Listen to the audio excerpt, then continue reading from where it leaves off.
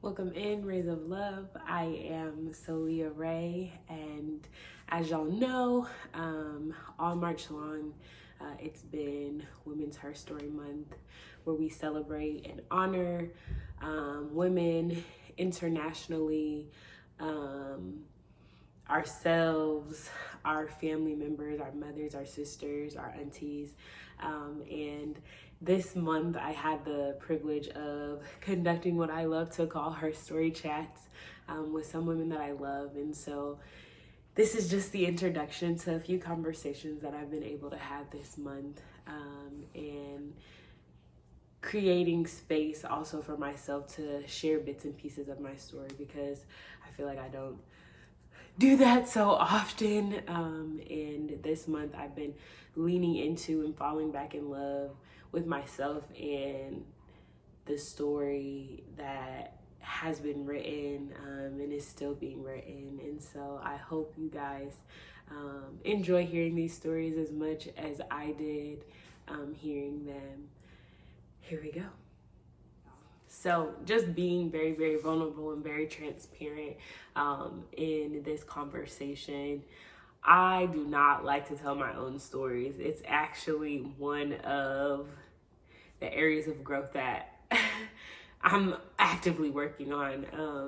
And I do believe that my voice is important, and that's one of the reasons why I started writing music, because it's easier for me to sing about some of the complex emotions and the complex experiences that I have, versus actually talking about them. And so that's why these chats were really, really important to me, so that I could do just that. And so I have a text aid to help me tell my story a little bit, because some of the overarching themes are things that like really resonated with me. And when I was reading, I was like, oh, I feel that, you know.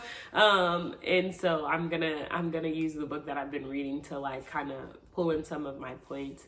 But this is my Herstory chat. I am Soulliaa Rae. I was born here in Houston, and grew up here for a little bit, and then my parents split, and then we moved back to Des Moines, Iowa, where I was raised, where I went to high school, and where a lot of my like adolescent formative years happened. Iowa is heavily white. Black folks make up about 3% of the population, and so that gives a little bit more context to my story also, given that dynamic. When I graduated from high school, I moved back here to Houston. I went to the University of Houston, and I have been reconnecting with my family here. So my father is from here. He's from Third Ward.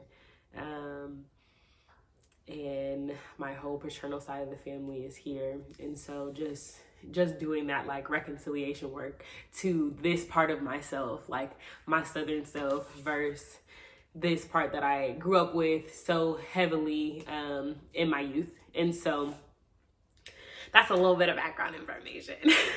But this month I've been reading the book, In Every Mirror She's Black. In Every Mirror She's Black. It is a fiction novel written by a Nigerian Swedish woman named Soulliaa Rae. Please, someone let me know how to pronounce her name. I don't believe that I'm saying it correctly, but again, Soulliaa Rae. Again, she's a Nigerian Swedish author, and this book is bomb. I encourage like Black women to read it. I love Black women authors generally. I think that it's super powerful being able to hear our stories, and read our stories. And right, when we read, we can create voices and stuff for characters, but it's still really our own voice, like reading this text back to us. And so I think it's super important for Black women to to continue to have points of engagement with ourselves through other Black women's words and perspectives, because again, in Every Mirror She's Black, the title even really resonated with me because I feel this so hard. And so one of the first things I want to name is, as a dark-skinned Black woman, I've never been ethnically ambiguous. I show up phenotypically as a Black woman, and that is the identity marker. Those are the identity markers I am most often associated with in any space. And so that has really cultivated the way that I've had to show up in this world throughout my life. And growing up, that significantly informed the ways that I was interact with or engaged with, growing up in a predominantly white environment. Experience a lot of like microaggressions when it comes to my personhood, and that's one of the things that happen very, very often to all of the women in Every Mirror She's Black, but specifically to Kimmy. She is working in this like corporate space where she is the only like Black woman when she gets to Sweden, for sure. But even in her office in America, there not being a lot of high-level executives, high-level directors of her caliber. And so growing up, I experienced like this isolation in being the only Black girl in my class, or I was in theater in high school, in drama, and in those spaces still being the only Black person and being treated by teachers and students very differently. I remember one time I was in show choir, so singing, dancing, performing, and we were at a choreography session, and the choreographer like was on my neck, okay? Like, she was being very aggressive towards me, very, very strict. Not even strict, right? Because I can handle strict. Strictness doesn't equate meanness to me. Even when I was younger, I feel like I understood that. And I remember like coming to school after our weekend choreography session, after like crying to my mom about like how she was just really like hurting my feelings and coming for me and like talking to me more than she was talking to anybody else, like singling me out more than she was doing anybody else, like really feeling this way. And I'm grateful that, you know, there were other teachers that like seen these things that were happening. But my like choir director, she like apologized to me for the choreographer's behavior. She never named the actual reason behind her like behavior, but she did apologize for it, and I was grateful for it. But we still use the same choreographer. So I've had many, many instances at the hand of white women and white men where I've been like discounted, and even now in my adultness, going and getting like higher degrees of education. I have my master's in social work. I have a master's in disaster resilience leadership, and also a master's in teaching. And in my social work program that I was in, it was a similar environment to what I grew up in. Majority like white cohort. Our cohort was about 60 folks. I would say people of color holistically, maybe like 10 or 15 of us out of the entire 60. And how isolating that felt once again, and how like just problematic kind of the conversations that were happening, not even kind of, the conversations that were happening within class when it came to subjects of social service programs, when it came to subjects of like independent and individual beliefs, and just how much bias really still exists against Black folks, against people of color, against people who have less, right? Who are poor, who have disabilities. Just the level in a social work program that existed was wild, in my opinion. And so really navigating those spaces is something that is challenging and still presents itself a challenge, and still something that I recognize that I still need to like work towards healing to, like work towards healing for. Microaggressions are super harmful to confidence, to like imposter syndrome, like showing up in a space and knowing that I'm qualified to be here, and that I know what I'm talking about, and I know my stuff, and this is not just by happenstance that I got here.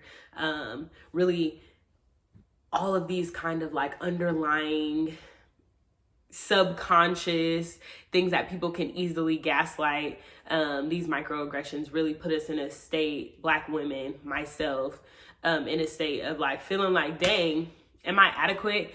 But knowing I am though, you know? So like, that's always the battle. And that's something that I'm still working towards for my own healing. Another theme in the book that was talked about was this concept of like fetishism. And I know that is like leaning more towards like an intimate context.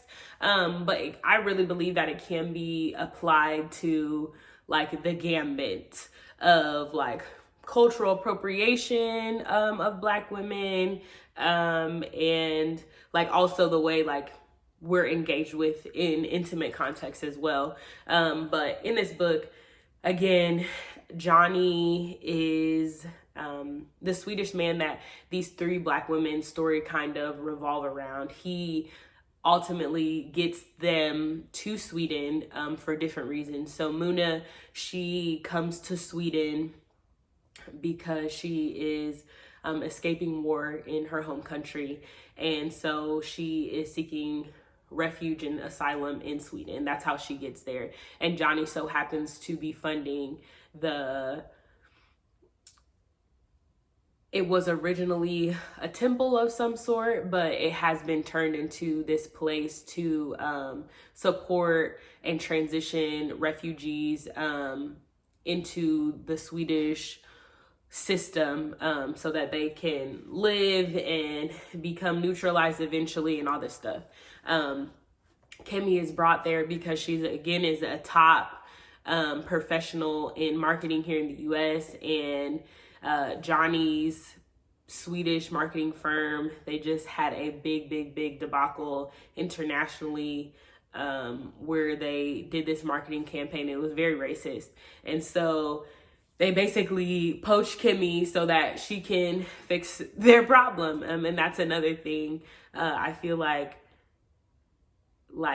as Black women, we have to save the day all the time, like having to be so solution. And I said that I'm solution oriented, and I feel like that is a little bit in part of like having to be solution oriented. Like I don't have an option. Like I'm being looked at to, whether it's my family, whether it's my community, for solutions. And I'm grateful that I know how to maneuver and find solutions. But that is a lot of weight to carry, and it's burdensome. It gets tiring. And then Brittany is Johnny's intimate partner. He meets her. She's a flight attendant, so he meets her on a flight. She's a flight attendant for first class specifically, and he's flying and like will not leave sis alone basically until she goes to dinner with him, and then they start their rendezvous. I'm trying not to give too much of the story away in case you want to go and read it, so that there's still some mystery. But again, they're all in Sweden because of this one man, and this aspect of fetishism is talked about throughout, not just with Johnny, but with men that are like catcalling Muna, with this executive when Kemi gets to Sweden, that is really interested, like this very obsession with like wanting to be intimate with her and like not being able to keep it professional because this tension and stuff exists. And again, I feel like that has been something that has been a struggle, something that has been a struggle for me in the past, like trying to, outside of like my physical being, or even how Black women are hypersexualized, or how our body parts are sought after, either for other women to have, right? Full lips, bigger busts, bigger behinds, wider hips, like all these things that are sought after as being desirable now, when on Black women they haven't always been desirable. Just like wanting to obtain all of these physical nuances that we possess, but not wanting to see our totality of being outside of our physical bodies, outside of what we can offer in a bedroom context, what we can offer in a even service context, or like a comfort context. And so I think that is something that I'm still milling over and working on in my own story. Just moments where I can think back to like conversations in my adolescence that I've had with white men regarding like relationship or non-relationship, and not just white men, like men in general, because as a woman, I feel like that's something that we often have to face, like this concept of like, I saw this thing a while ago, but it was like about like men always talking about how they are friend zoned, but like, isn't it more sad that like men are only, and right, and I don't want to use absolute terms, so like some men are only after like seeking relationship or friendship or even being cordial with you out of this desire to hopefully like have a more intimate relationship with you down the line. Like, isn't that sad? Like isn't that a little bit predatory, right? We can tell a lot about society, how they treat their women and their children, and a lot of times like the world is very predatory when it comes to us. And so that is something that I'm still like chewing over, mulling over. And I'm really grateful again for this book, for like bringing that back up for me, because it's super easy when we don't tell our stories that often. It's super easy to forget about points of like turmoil or tension that we had at one point in time, and then just never dealing with them because we've forgotten. And it's not that they're not important anymore, or they don't hold value, or it's not something that should be discussed. It's just, you know, there's so much going on in my everyday life, right? I'm a mother, a TT mama, I work, I am an artist, I'm a caregiver. My plate is extremely full. And so it's easy to forget about these things that once burdened me, when there's like daily burdens that are happening at the same time.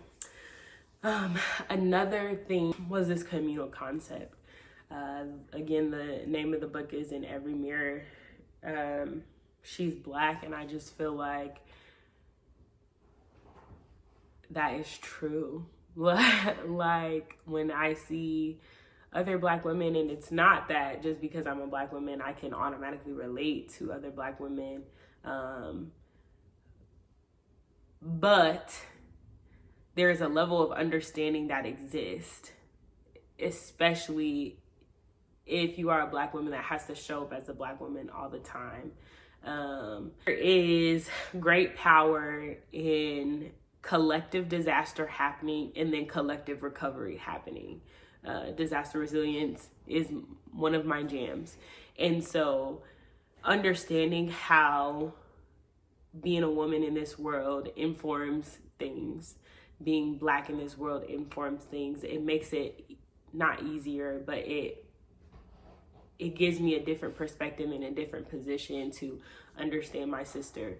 to be more empathetic towards my sister, because I can only imagine the triumphs that you had to have in order to be at the position that you are in, because there's been so many times in my life where I've hated myself, like hated myself, hated my complexion, hated my lips, hated like looking at myself literally in the mirror, like disgusted. There's been so many moments where I felt that, and like overcoming like all of these like nuanced things that maybe are not always directly told, but it's always felt. The sentiment is always there. The like not enough sentiment, the this disparaging remarks from folks, the being viewed a certain kind of way. Like these things are always kind of underlying, always kind of teetering, lingering in the atmosphere. And so knowing that the invisible things, I've been fighting these things, and I'm where I am, I know that I'm not alone, right?